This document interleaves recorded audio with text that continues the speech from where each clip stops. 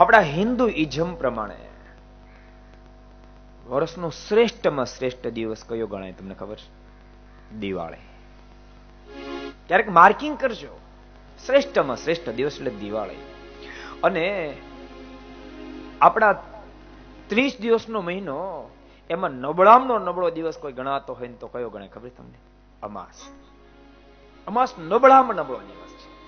વિચારજો ક્યારે નબળામાં નબળો દિવસ હોય તો અમાસ. અમાસને દિવસે કોઈ સારું કામ ન કરે. નબળામાં નબળો દિવસ અમાસ છે. હું તમને પ્રશ્ન કરું, દિવાળી કયા દિવસે આવે છે? દિવાળી દિવસે કયો દિવસ હોય છે? અમાસ. નબળામાં નબળો દિવસ અમાસ. પણ પ્રભુ રાઘવના આગમનથી અમાસ દિવાળી હો ગઈ અને વર્ષનો શ્રેષ્ઠમાં શ્રેષ્ઠ દિવસ બની ગયો.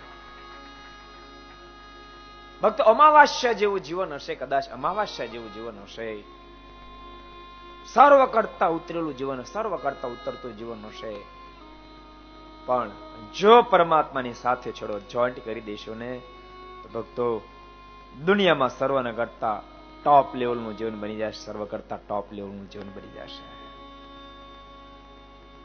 હીનતામાંથી ભક્તો તમે પ્રસન્નતામાં જીવનને પલટાવવા માંગતા હોવ તો પરમાત્માની સાથે જીવન જોડવું પડશે.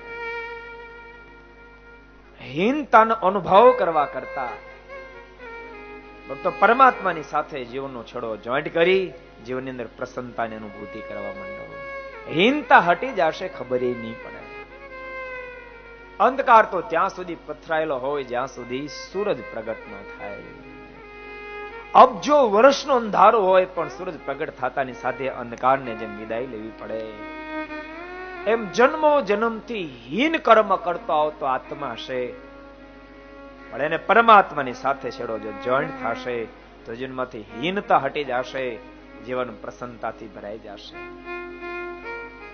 હૃદયની અંદર આનંદની ઓધથી ઉઠવા માંડશે, મોજની ભરતી આવવા માંડશે.